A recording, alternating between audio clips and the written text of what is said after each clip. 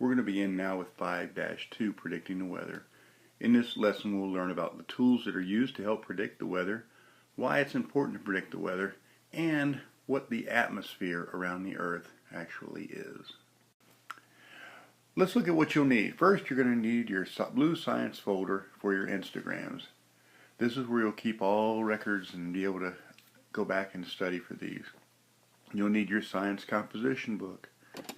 That will help you with the essential questions, and a pencil, but mostly you need a positive attitude to be ready to study these words. Now remember, anytime after we start looking at the vocabulary words, you can just pause, write your Instagrams, and then continue when you're ready. You can do this on your own time.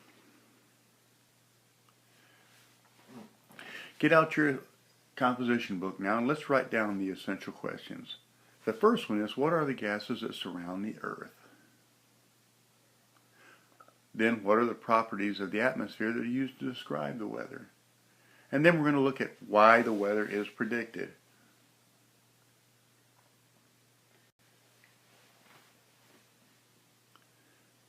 Once we've written down the essential questions, we're going to do our Instagrams. Remember, like I said, you can pause anytime you want to write your Instagrams out, write the definitions, take your time and do a great job at it. But as a reminder, for the Instagrams, first thing you do is you write the word in the middle of the page. Then you'll write the definition that I give you. This definition will be the one that you'll see throughout the unit to help you study. You'll write a good 4th grade sentence that you can help understand what the word means. You'll write your hashtag or a synonym for the word that'll help you, your own personal way of remembering what the word means. And then you'll draw a fun picture that'll help you understand the word even more. Let's begin with our first word, temperature. The temperature is a measure of how hot or how cold something is. We know that we use a thermometer to measure temperature, and I'm sure that you have one of those around your house somewhere that you look at almost on a daily basis. Remember now to pause and do your Instagram.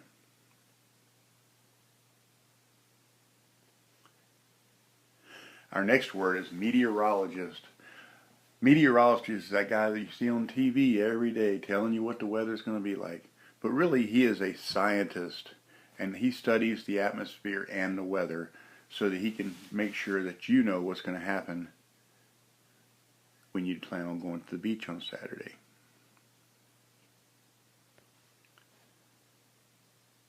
Our next word is air pressure. Air pressure is the force put on a given area by the weight of the air above it. As you can see here in our picture, at a lower level on the ground, at sea level, you have a higher air pressure because there's more weight pushing down on the air. At a higher elevation, there's lower air pressure because there's not as great a weight pushing down on it.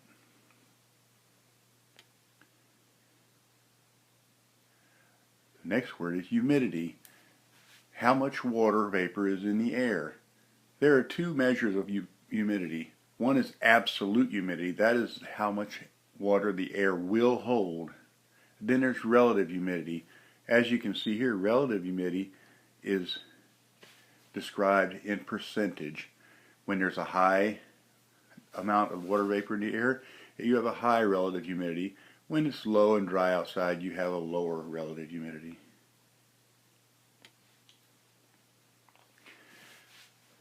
Our next word is atmosphere, the layer of gases that surround the Earth.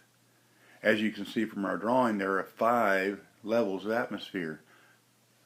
But most life takes place in the troposphere, which is where most people live and survive, or animals. Then we have weather. This is the condition of the lower atmosphere at any given place or time. Remember, you don't want to confuse this with climate, which is the average of a weather pattern over a region, over a period of time.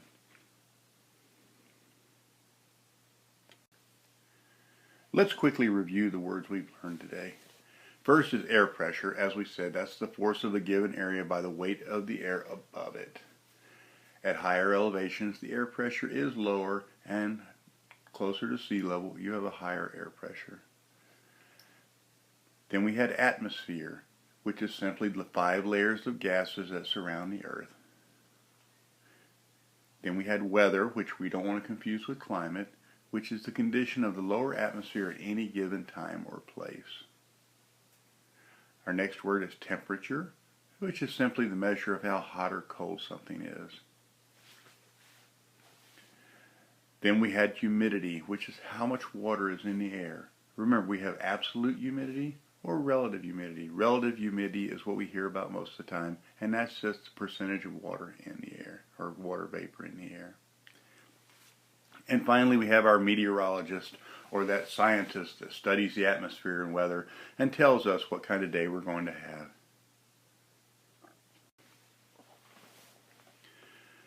Let's move now to our composition book and write the answers to our essential questions.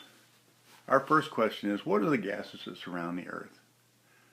And the answer to that is, the gases that surround the Earth are its atmosphere, and the main gases in the atmosphere are nitrogen and oxygen, which we breathe.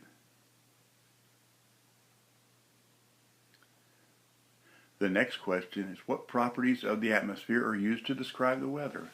Well, when we talk about the weather, we always talk about temperature, humidity, and air pressure. And those 3 things help us to understand what the weather is going to be like outside. And finally, let's look at why the weather is predicted. Weather is predicted for several reasons, but mostly to keep us safe and help us prepare for any emergency.